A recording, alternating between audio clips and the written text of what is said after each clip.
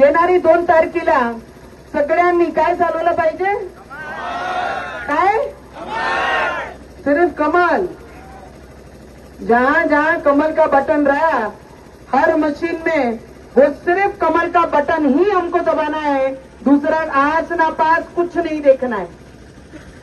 आमचे मतदार युवक, महिला, बुजुर्ग आजची रॅलीमध्ये रुपालीताई एकही वर्ग असा नव्हता ज्यांना भगवेशी आणि केशरीशी प्रेम होता तो घरातून बाहेर उभा राहून तुम्हाला अभिनंदन करत नव्हता. आणि सगळ्यात मोठं अभिनंदन आहे जेवढेही मुलं बाईकवर होते, जेवढे शिस्त पद्धतीने ते बाईक रॅली करत होते आणि सगळ्यांचा नारा एकच होता, जय श्रीराम.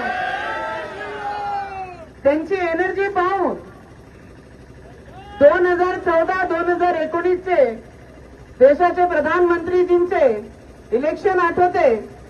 लोकांमध्ये काय जोश असला पाहिजे, मतदार कोणाच्या बाजू असला पाहिजे, मतदार त्याच्या बाजूनी असला पाहिजे की ज्या व्यक्तींनी 23 वर्ष या भारतीय जनता पार्टीसाठी जीवाचा राम केला आणि ते अभय दादासाठी एवढे लोक, एवढे युवक, जेव्हा मी गाडीवर उभी होती युवक लोक यू सांगत होते, ताई तुम्ही खूप चांगलं केला की तुम्ही अभय दादाला तिकीट दिली, तुम्ही खूप चांगलं केला एक कार्यकर्त्याला तिकीट दिली, तुम्ही खूप चांगलं केला ज्याच्या मनात, ज्याच्या रक्तात केसर केसरी घेऊन तो मेहनत करते. आणि आज मी तुम्हाला एवढंच विनंती करायला आली आहे की काही दिवस, एक दोन दिवस झाले काय, काय माहित कोणता गड आणि कोणता गडी आला होता, नावही काय लिहायचे. रामाचं नाव घेणारे लोक आहे, पवित्र नाव घेऊन यांचं नाव कशाला घेतलं पाहिजे. मैं आपको आज इतना ही बोलने आई हूँ, एक वेस्ट बंगाल से आवाज उठती है कि 6 दिसंबर को बाबरी गिरी थी. ममता बनर्जी दीदी का एक विधायक है, वो कहता है कि 6 दिसंबर को बाबरी गिरी थी और 6 दिसंबर को वेस्ट बंगाल में बाबरी की नींव हम रखेंगे. अरे इस देश में ना बाबर पैदा होगा ना उसकी औलाद इस देश में पैदा होगी और ना ही कोई बाबरी बनेगी. ममता दीदी को भी मेरा कहना है कि राम का जाप शुरू कर, नहीं तो महाराष्ट्र में आके महाराष्ट्र की सरकारों की परिस्थिति एक बार आके देखना. दादा, इस देश में राम जी थे, राम जी हैं और राम जी रहेंगे.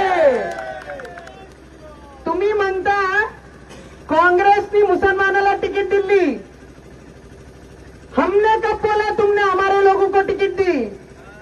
कांग्रेस के खून में जो होगा वो कांग्रेस उन्हीं को ही टिकट देगी जिसके खून में राम जी होंगे.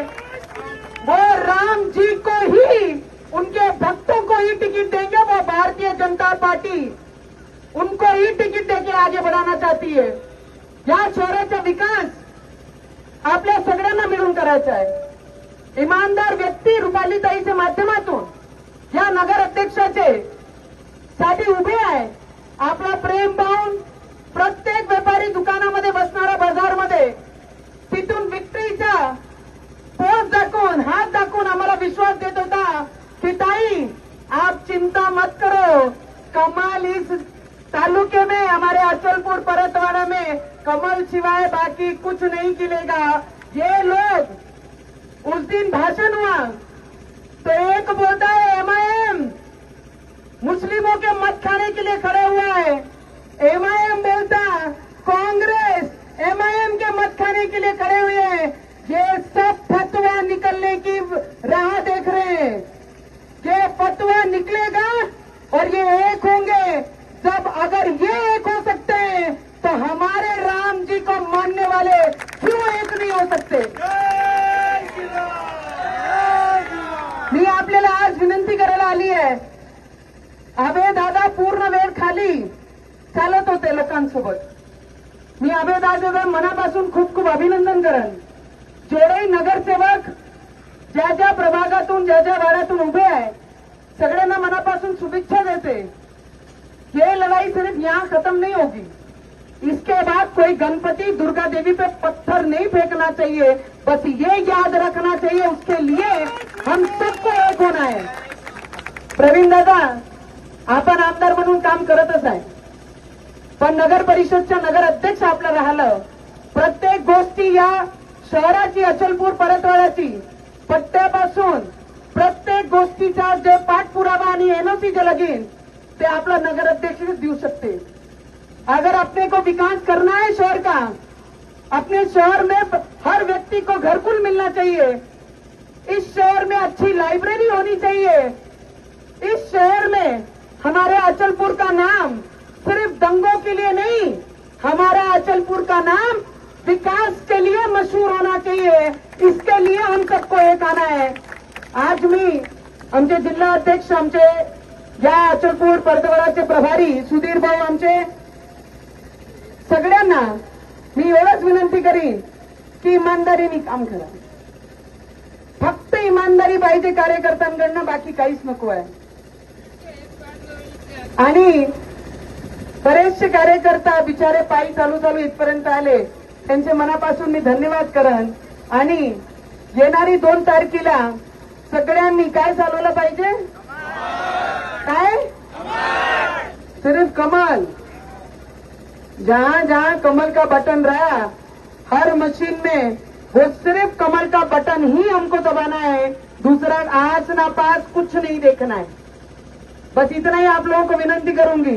भारत माता की.